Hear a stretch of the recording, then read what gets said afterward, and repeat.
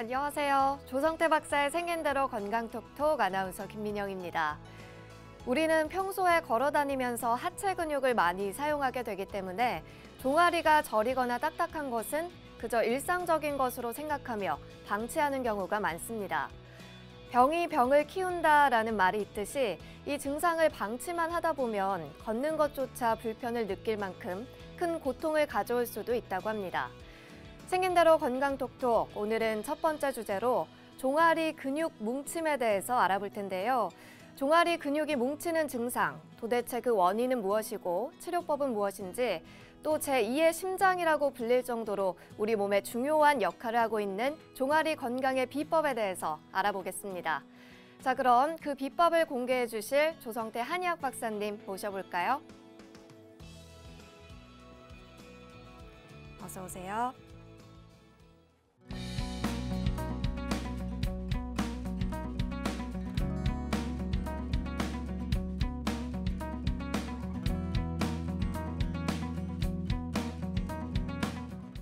네, 오늘 첫 번째 주제는 종아리 근육 뭉침입니다. 종아리 근육이 뭉쳐서 고통받는 사람들이 참 많죠. 그런데 종아리 근육이 한두 번 뭉치면 괜찮은데 계속 이런 현상이 반복되는데 너무나 고통스러운데 치료 방법이 마땅치가 않아요. 그래서 검사를 해보면 검사상의 원인도 안 나옵니다. 이럴 때 한의학에서는 어떤 관점에서 이것을 바라보고 치료해야 되는지, 과연 한의학으로는 이것이 치료될 수 있는지, 이런 얘기가 되겠는데요. 한의학에는 뚜렷한 원인이 있고 뚜렷한 치료법이 있습니다. 또 그에 따른 치료 사례도 아주 재미난 치료 사례가 있습니다. 오늘 그런 말씀을 드리려고 하는 것입니다.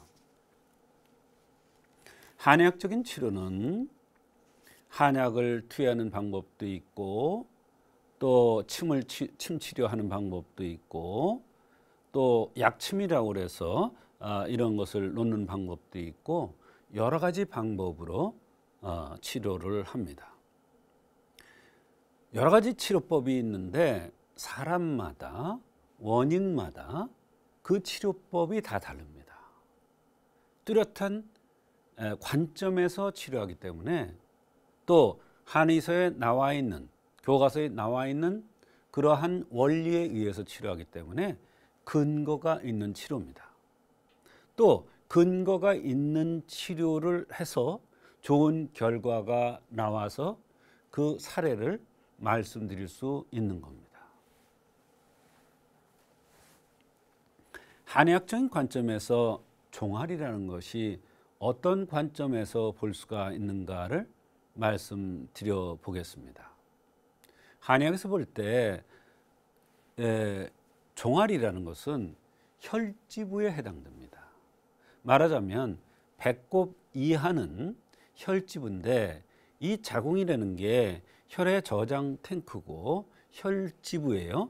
그 자궁과 연관돼서 나타나는, 말하자면 자궁이 냉하고 순환이 잘 안 된다 그러면 다리가 시려지는 또는 종아리가 아파지는, 종아리 근육이 뭉치는 이런 현상이 나타날 수가 있습니다.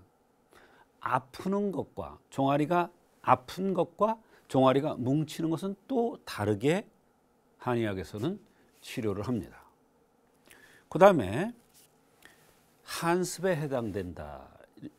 그 다음에 비위에 해당된다. 이렇게 이런 세 가지 관점. 물론 이거 말고도 다양한 관점이 있을 수 있는데 이런 관점에서 종아리를 생각해 볼 수 있다는 것입니다.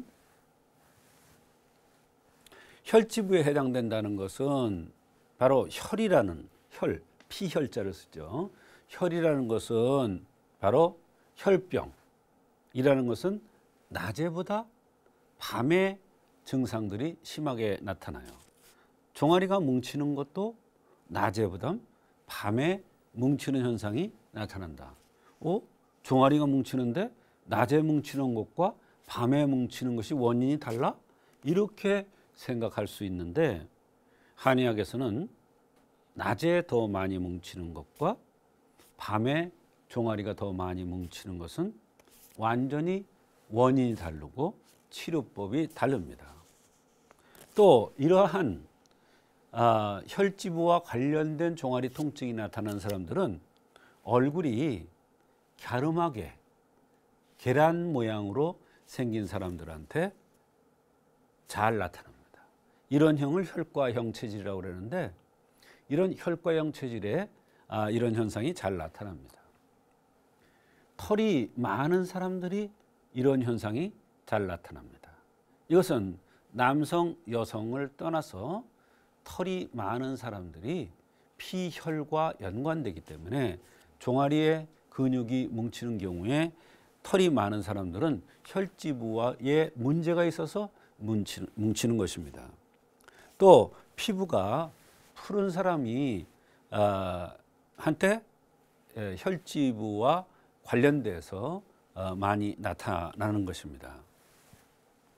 한습에 해당된다는 것은 자꾸 하체로 살이 찐다는 사람이 있어요. 하체로 붓는다는 사람이 있어요. 하체만 굵어진다는 사람이 있어요. 이런 사람들이 바로 한습에 해당되는 건데요. 한습에 의해서 종아리가 근육이 뭉치는 거죠. 덩치가 큰 사람, 말하자면 남성들은 덩치가 크고 여성들은 덩치가 작은데 여성 중에 덩치가 큰 사람이 있어요. 그런 사람들이 한습에 손상되기 쉬운 사람이거든요. 그런 사람들이 예상외로 추위를 많이 타요. 다리가 실이 되는 사람들이 많아요. 짧은 치마는 못 입어요. 바지 입고 다니죠. 여성이 바지를 입으면 여러 가지 병들이 많이 와요. 특히 혈지부와 연관된 병들이 많이 옵니다. 자궁병이 많이 오는 거예요. 입술이 푸른 사람이 한습에 해당되는 거예요. 그 다음에 추위를 유난히 많이 타는 사람들한테서 나타나는 경우가 되겠습니다. 그 다음에 비위에 해당된다는 것은 얼굴이 둥글럽적한 사람입니다. 그러면서 살집이 있습니다. 볼이 통통하게 살이 붙은 사람들이 해당되고요.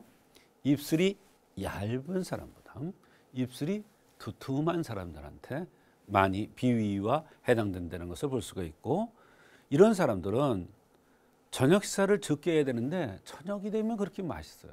배고픈 걸 못 견뎌요. 저녁 식사를 많이 하는 이런 사람들한테 볼 수 있는 그런 현상이 되겠습니다. 말하자면 종아리 근육이 뭉치는데 혈지부와 관련된 것이냐, 그 다음에 한습과 관련된 것이냐, 비위와 관련된 것이냐를 구분할 때 이런 관점에서 구분해서 치료를 한다, 이런 뜻이 되겠습니다. 종아리 근육이 뭉치는 경우 한방치료는 감이 사물탕이라는 게 있습니다. 이 사물탕이라는 것은 혀를 돋구는 약이기 때문에 얼굴이 갸름한 사람, 또 혈지부에 해당되는 사람, 허리 이하는 혈과 관련되는데 혈과 관련되는 것은 낮에보다 밤에 종아리 근육이 많이 뭉치는 사람, 또 털이 많은 사람, 이런 사람들이 종아리 근육이 뭉치는 경우에는 감이 사물탕을 투여하는 경우가 많이 있습니다. 그 다음에 감이 오적사는 하체로 한습에 해당되는 거죠. 하체로 자꾸 뚱뚱해져요. 하체가 자꾸 보여. 하체가 무거워요. 이런 사람들이 종아리 근육이 뭉친다. 대개 보면 덩치가 작은 사람보다도 덩치가 큰 여성한테 이런 현상이 많이 나타나고, 그런 여성들은 대개 얼굴에 김이나 잡티 같은 것들이 많이 생겨서 이것을 제거해도 다시 또 생기는 이러한 경우가 많이 있습니다. 그럴 때 감이 오적산을 쓰면 종아리 근육의 뭉침이 치료되기도 하지만 얼굴이 좋아지고 하체로 슬림해지는, 가벼워지는 이런 것을 볼 수가 있습니다. 근육이 뭉치는 것뿐만 아니라 다리가 뻑뻑하고 항상 무겁고 이런 것들이 가벼워진다 이런 얘기예요. 그런 현상이 나타나면 얼굴 화색이 뽀얗게 변합니다.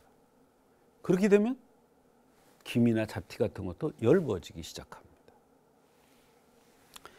감이 양이탕이라는 게 있는데 이것은 비위 기능이 약한 사람이 종아리 근육이 뭉칠 때 감이 양이탕을 써서 치료를 하는데요. 이런 사람의 특징이 있습니다. 뒷목 어깨로 잘 아파집니다. 자꾸 눕고 싶어집니다. 한열이 한축이라고 해서 으슬으슬 추운 현상이 잘 나타납니다. 그러면서 소화가 더부룩하게 안 되면서 감기는 아닌데 감기 기운 같은 게 같이 동반되면서 종아리 근육이 뭉치는 경우는 감이 양이탕이라는 건 약을 써서 종아리 근육 뭉침을 치료를 합니다. 이와 같이 종아리 근육이 뭉칠 때에도 한의학에서는 뚜렷한 원인을 찾아서 그 원인 치료를 해주면 한의학적으로 얼마든지 치료가 잘 됩니다.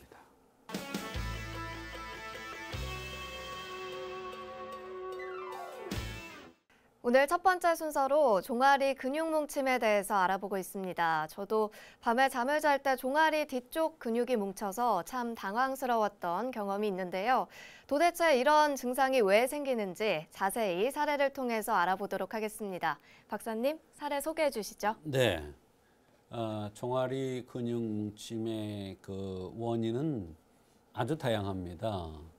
그런데 이제 종아리 근육이 뭉치는 경우 대개 검사를 하거나 이런저런 치료를 해도 잘 낫지 않는다. 또 원인도 알 수가 없다. 이런 경우가 많이 있습니다. 한의학에서는 종아리 근육 뭉칠 때 그 원인을 다양하게 생각하고 치료합니다만 오늘 말씀드릴 여성은 26살 먹은 여성입니다. 이 여성은 3년 전부터 종아리 근육이 굳어지는 느낌이 들고 양옆이 아파서 1km도 못 걷는다고 하였습니다. 키가 161에 71kg 나가니까 상당히 체격이 있는 양명형의 여성입니다. 겉으로 보기에는 든든해 보이고 덩치가 좋아서 아무런 불편도 없을 것 같이 보이는 여성이었고 이 여성이 종아리 근육이 뭉친다고 얘기를 하니까 아무도 믿지 않는다고 하는 것입니다. 또 본인이 너무 괴로워서 여러 곳을 다니면서 검사를 해도 원인도 나오지 않고 치료법도 없다는 것입니다. 본인은 매우 고통스러운데 다른 사람들이 알아주질 않으니까 너무나 속상하다고 하면서 내원을 했습니다. 체중이 불어서 운동을 하려 해도 종아리 근육이 뭉쳐서 할 수가 없다는 것입니다.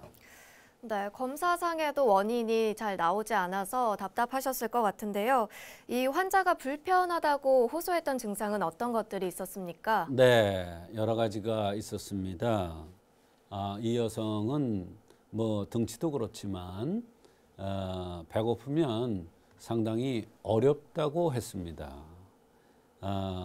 본인이 참을성이 많은데 배고픈 것만큼은 참지를 못한다고 했습니다. 또 어려서부터 식성이 좋다는 얘기도 많이 들었다고 했습니다.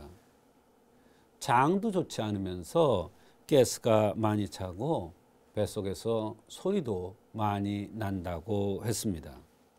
대변을 일일에 한 번 보는데 시원치 않고 어떤 때는 변비가 매우 심해서 고통을 받은 적도 있다고 했습니다. 네, 이 양명형의 여성 환자 어떻게 치료를 해주셨나요? 네, 이분이 그러니까 주로 호소하는 증상은 종아리 근육의 뭉침이지만 이것이 생긴 이유는 여러 가지 관점에서 생각해 볼 수가 있습니다. 우선 양명형으로 생겼다는 것이 중요합니다. 체질이 중요하다는 얘기죠. 대개 양명형들은 식적, 먹는 거에 의해서 병이 잘 온다는 것을 여러 번 말씀드린 바 있습니다. 160일에 72kg 뚱뚱한 것은 바로 식적이 있다는 것을 얘기합니다. 살이 쪘다는 것은, 뚱뚱하다는 것은 식적이 있는 것입니다. 먹는 것이 쌓여서 제대로 분해되지 않고 쌓인다는 것입니다. 또 맥을 보니까 맥이 비위에 떨어졌습니다. 이것도 바로 소화기 계통 또는 먹는 것과 연관돼서 병의 원인을 찾을 수 있다는 것을 의미합니다. 또 배고픔은 잘 참지 못하는 것이나 식사량이 많다는 것은 식골증이라고 해서 내상에 속합니다. 말하자면 속이 불편해서 여러 가지 병들이 왔을 것이다 하는 것을 암시해 주는 것이죠. 이런 중요한 관점들을 통해서 볼 때 바로 종아리 근육이 뭉치는 것은 내상, 즉 먹는 것에 의해서 병이 왔을 것이라고 판단을 한 겁니다. 식적이 생긴, 말하자면 살이 자꾸 찌는데 본인은 잘 안 먹는다고 그래요. 그래서 자꾸 캐물으면 한 번 먹으면 왕창 아주 실컷 먹는다고 이렇게 표현을 합니다. 그러면서 본인은 평소에 조심을 하니까 조심하는 얘기만 하고 많이 먹는 건 얘기를 안 해요. 아니 살이 쪘는데 많이 안 먹는다는 게 말이 됩니까? 그래서 한의학에는 이런 이론이 있습니다. 살이 찌는 것은 바로 안에 식적이 있다는 것을 얘기해 주고 있고, 그래서 이분도 내상에 의한 식골증으로 보고 감히 육군자탕이라는 처방을 투여하였던 것입니다. 네, 치료 결과도 궁금합니다. 네, 내상의 감히 육군자탕이라는 약은 식골증이라 해서 배고픔은 잘 참지 못하는, 자꾸 살이 찌는, 먹는 거에 비해서 자꾸 살이 찌는 이런 사람들한테 아주 좋은 효과가 있는 처방인데요. 또 때로는 이 식골증이라고 해서 벼랑간에 기절하고 쓰러지는 이런 현상들을 치료하는 약이기도 합니다. 이유 없이 쓰러져요. 그것도 덩치가 큰 사람이 이유 없이 쓰러진다 그러면 이것은 식적에 의한 식골증에 의해서 쓰러지는 겁니다. 그때 감이군자탕을 씁니다. 이 약을 한제 투여하니까 1km도 잘 못 걷던 사람이 4, 5km를 걸어도 거뜬하고 종아리 통증도 나타나지 않아서 신기하다고 했습니다. 네, 한약의 효과가 정말 대단하군요. 그 다음은 어땠나요? 네, 한약을 복용하고 며칠 지나니까 생리를 하더랍니다. 운동도 같이 열심히 했는데 이 약을 복용한 이후로 생리 때 그렇게 두통이 심했는데 이 두통도 호전되었고 종아리 뭉치는 현상도 이제는 아예 없어졌다는 것입니다. 그런데 요즘 변비가 너무 심하고 대변이 잘 안 나오면서 옆구리가 결리는 이런 현상, 명치가 답답한 이런 현상이 있어서 중초기체라는 양명형의 중초기체라고 보고 이번에는 투격탕을 투여했습니다. 네, 종아리 근육 뭉침 같은 경우에는 평소 생활 습관도 참 중요할 것 같은데요. 어떤 것들을 지키면 좋을까요? 네, 종아리 뭉침은 여러 가지 이유에 의해서 나타날 수도 있지만 이 여성과 같이 내상에 의해서 먹는 거에 의해서 왔다 그러면 바로 조반석죽의 원칙을 지켜야 됩니다. 저녁을 가볍게 들어야 되는 것이죠. 그 다음에 식사를 천천히 하고 식후에는 반드시 산보를 하는 것이 굉장히 중요합니다. 산보를 할 때는 팔다리를 흔들면서 가볍게 걷는 것이 가장 중요합니다. 그래서 이러한 생활의 법도를 지켜야 바로 재발하지 않고 종아리 뭉침이 근본적으로 치료될 수가 있는 것입니다. 네, 오늘 박사님께서 알려주신 섭생의 비법을 잘 기억하셔서요. 종아리 근육 뭉침 없는 건강한 생활 이어나가시길 바랍니다.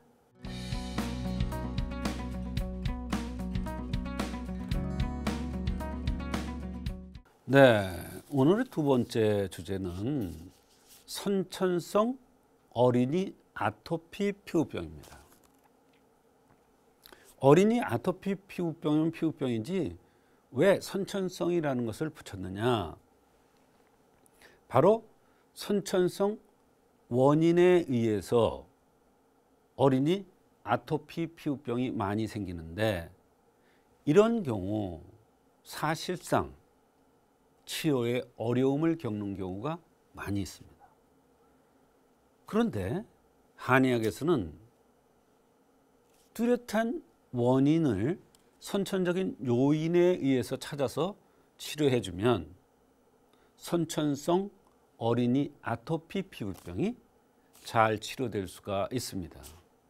그에 대한 사례도 아주 재미난 사례가 있습니다. 그래서 오늘 선천성 어린이 아토피 피부병에 대해서 두 번째 주제로 말씀을 드리는데요. 선천적인 요인에 의한 것은 대개 어린아이들이 선천적인 요소에 의해서 병이 오는 경우가 많이 있습니다. 물론 어린아이들도 후천적 요인에서 아토피 피부병이 어린이 아토피 피부병이 생기는 경우가 많이 있는데 후천적인 것보다도 선천적인 경우가 더 많기 때문에 오늘 그러한 말씀을 드리는 것입니다. 어린이들은 대개 우리가 이제 동의보감이라는 책을 우리 한의사들이 잘 보는데 이 간장이 허하다, 심장이 허하다, 비장이 허하다 이러한 경우에 전반부에 나와 있는 경우가 있고 후반부에 후천 호로에 가서 그런 내용이 나오는 경우가 있어요. 근데 전반부에 나오는 내용이 바로 선천적인 요인에 의한 거고 그것이 바로 어린이들 병이 선천적인 요인에서 올 때 그 부위를 봐서 치료를 합니다. 아토피 피부병도 마찬가지입니다. 어린이들을. 예. 선천적인 요인에 의한 아토피 피부병의 원인은 무엇인가? 바로 비열에 의한 것입니다. 비열이라는 게 뭐냐? 바로 입술이 두툼하게 생겨서 배고픈 걸 잘 못 참는, 그러면서 얼굴이 누런 이런 아이들의 경우에는 비열에 의해서 아토피 피부병이 생기는데 특징적인 것은 관절에 아토피 피부병이 잘 생깁니다. 물론 이것이 치료를 못하고 오래 놔두면 전신적으로 퍼져나갈 수도 있습니다만 먼저 생기는 것은 관절 부위에 먼저 생기는 게 특징입니다. 비열에 의한 것은요. 그 다음에 이 비열에 의한 것인가 아닌가를 구별하는 방법은 배꼽 주변을 이렇게 복진을 해보면 배꼽 주변에 동계가 있습니다. 동계라는 것은 팔딱팔딱 뛰는 이런 현상이에요. 그 동계가 배꼽 주변에 뛰면은 이것은 비열에 의해서 병이 왔구나 이렇게 판단을 하고 한의사들이 그런 처방을 쓰는 것입니다. 그 다음에 심열에 의한 것입니다. 심열에 의한 것은 대개 입술이 얇고 코끝이 뾰족하고 눈이 동그랗고 얼굴이 붉으면서 웃기를 잘하고 울기도 잘하는, 삐지기를 잘하는, 자존심이 강한 이런 아이들한테 심열에 의해서 아토피 피부병이 잘 생기는데 이것은 특징적인 게 있습니다. 입안이 잘 헐거나 생식기적으로 가렵거나 이러면서 아토피 증상이 나타납니다. 또 심열에 의한 것은 비교적 이렇게 피부가 따끔따끔하거나 건조하거나 이런 현상이 잘 나타나는 게 특징입니다. 그 다음에 간열에 의한 것. 간열에 의한 것은 코가 길면서 얼굴이 갸름하고 돌출형으로 생겼으면서 팔다리가 길고 냄새에 대해서 굉장히 민감한 아이들. 이런 아이들은 깔끔을 떨어요. 너무 깨끗한 것을 좋아해요. 그 다음에 욱하는 기질이 있어요. 그런데 애가 강직하고 정말 빈틈이 없는 그러한 성격의 소유자들이, 이런 사람들이 대개 피부가 푸른색을 띠면 간열에 의한 것인데, 간열에 의한 것은 오른쪽보다도 왼쪽, 배꼽의 왼쪽에 동기가 있어요. 심열에 의한 것은 배꼽 위쪽에 동기가 있어요. 배꼽 위쪽에. 그 다음에 이제 폐열에 의한 것인데, 피부가 하얗면서 어깨가 넓고, 그 다음에 이마에 주름살이 많아. 이런 아이들은 눈물이 많아. 잘 울어. 징징대. 이런 아이들이 아토피가 있으면 대개 배꼽의 오른쪽에 동기가 있습니다. 그것을 확인해야 배꼽 주변의 동계를 확인해서 동계가 나오면 비로소 이거는 선천적인 요인에 의해서 아토피 피부병이 왔구나를 알 수가 있는데, 폐열에 의한 것은 오른쪽에 동기가 있더라. 그럼 재채기를 잘하고 울기를 잘하고 조그만 게 이마에 주름살이 많이 꼈단 말이에요. 그 다음에 신열에 의한 것, 콩팥신자입니다. 피부가 까무잡잡해요. 피부가 거칠어요. 그러면서 피부가 가렵다고 그래요. 이런 경우에는 입에서 냄새가 나고, 그 다음에 조그만 게 허리 다리가 아프다고 그러고, 변비의 경향을 띠고, 겁이 많고, 이런 아이들의 경우 배꼽의 아래쪽에 동기가 있으면 이것은 신열에 의한 아토피 피부병이구나. 선천적 아토피 피부병이구나. 선천적 어린이 아토피 피부병이구나. 이렇게 생각을 하면 되겠습니다. 방광이여러 소장이라는 게 있습니다. 어려운 얘기인데요. 방광과 소장과 연관돼서 선천적인 어린이 아토피 피부병이 생기는 겁니다. 이거는 특징적인 것이 방광적인 요소와 소장의 요소가 다 있기 때문에 입안이 헐거나, 그 다음에 소변이 시원찮거나, 허리가 아프거나, 이런 현상들이 동반되면서 콧구멍이 이렇게 드러나 보이고 눈꼬리가 살짝 들린 이런 아이들이 아토피가 있으면 방광이여러 소장에 의해서 선천적인 어린이 아토피 피부병이 생기는 것입니다. 그래서 후천적인 요인도 생각할 수 있는데, 선천적인 요인에서만 오는 게 아니라 후천적인 것은 위열에 의한 것, 피부 호흡이 잘 안 되는 것, 식정열에 의한 것이 있습니다. 이 식정열이라 피부 호흡이 안 되는 것은 보면은 피부가 거칠은 것은 피부 호흡이 잘 안 되는 것이다. 이렇게 보면 되고요. 위열에 의한 것은 배고프면 좀 힘들어하는. 그 다음에 식정열에 의한 것은 대개 저녁을 과식해서 오는. 저녁을 과식하면은 밤에 잘 자리에 열이 납니다. 그것을 두복열이라고 그러는데, 열이 나면 진액을 말려요. 그렇게 되면 피부가 건조해서 후천적 어린이 아토피 피부염이 생길 수가 있는 것입니다. 그래서 어린이가 피부를 좋게 태어난 방법은 없는가? 선천적으로 저렇게 아토피가 많이 생겨서 고통받는 경우가 많은데, 그러면 그것을 예방하는 방법은 없는가, 이런 얘기예요. 그것은 뭐냐? 임신 중에 엄마가 퇴비, 한약이 퇴비예요. 퇴비를 잘 줘서 어린아이가 좋게 태우는 방법이 한의사에 분명하게 기록되어 있습니다. 그런데 제가 임상에서 너무나 그런 경험을 많이 했습니다. 엄마가 굉장히 피부병 때문에 오랫동안 고생하던 사람인데 아기들 셋을 낳았는데 셋 다 금괴당귀산이라는 약을 임신 중에 한약은 퇴비예요. 그래서 임신 중에 한약을 먹으면 너무나 건강하고 좋은 아기가 나옵니다. 피부가 좋은 아기가 나와요. 금괴당귀산을 썼는데 세 애들 다 피부가 매끈하고 아주 좋아요. 피부가 좋게 태어난다는 것은 건강하게 태어난다는 얘기예요.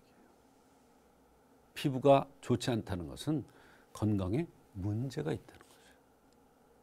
그래서 이 금괴당귀산이라는 것을 임신 중에 먹으면 태어나는 아기가 태독이 없고 두진도 없고 다 피부병이죠. 두진은 머리에 막 짓물 나고 이러는 거예요. 총명 지혜로운 것은 말할 것도 없다. 머리가 좋게 태어날 수 있는 이런 조건을 가진다 이런 거예요. 그만큼 올바른 퇴비를 주면 건강한 애가 난다.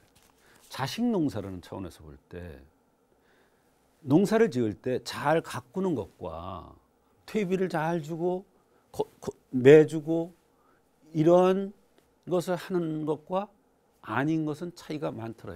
그런 차원에서 한약은 어린이 피부가 선천적으로 좋게 태어나는 방법은 이런 방법도 있더라 이런 얘기예요.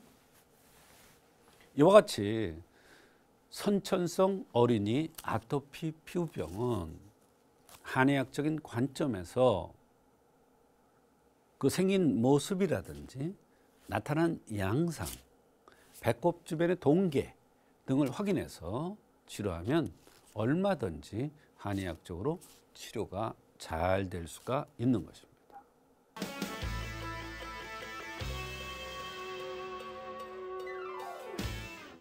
오늘 박사님의 두 번째 강의 주제는 선천성 어린이 아토피 피부병입니다.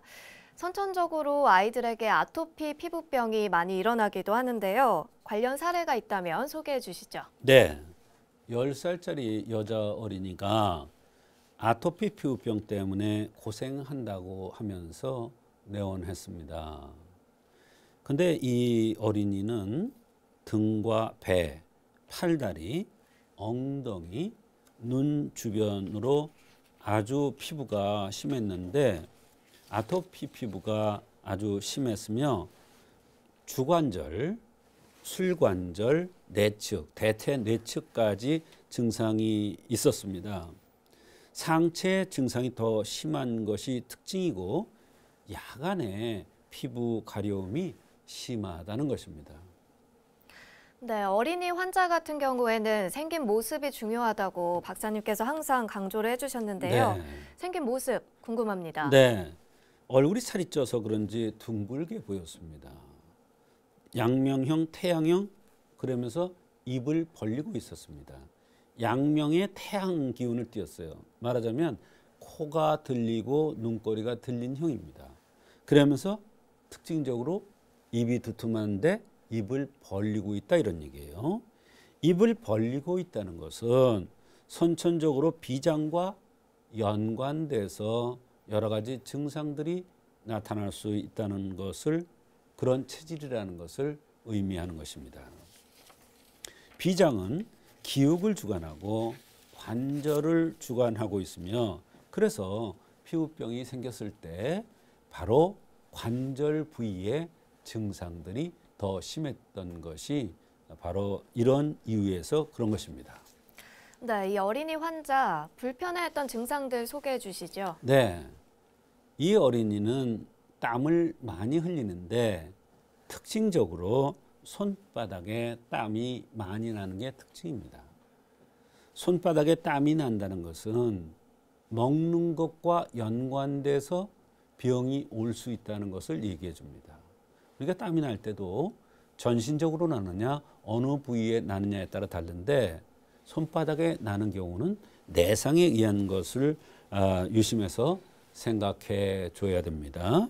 대변 하루에 1, 2회 묽게 보고 코막힘이 약간 있고 식욕이 좋고 살 때문에 신경을 쓰는 편이고 겁이 많고 혼자서 잠을 자지도 못한다고 했습니다. 네, 빠른 치료가 필요해 보이는데요. 이 어린이 환자 어떻게 치료를 해주셨습니까? 네, 입을 벌리고 있고 관절의 내측의 증상이 심하고 손바닥에 땀이 나므로 또 얼굴이 둥글 이런 체질적인 특징도 있으므로 비장열에 의한 아토피 피부병으로 판단되어서 감히 사황산이라는 약을 투여했는데 참으로 빠른 효과가 있었습니다.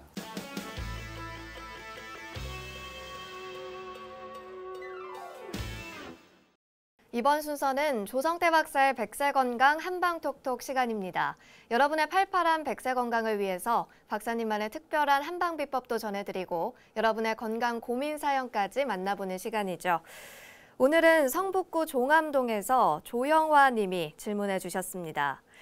안녕하세요. 저는 50대 중반 주부입니다. 박사님, 방송 늘 잘 보고 있습니다.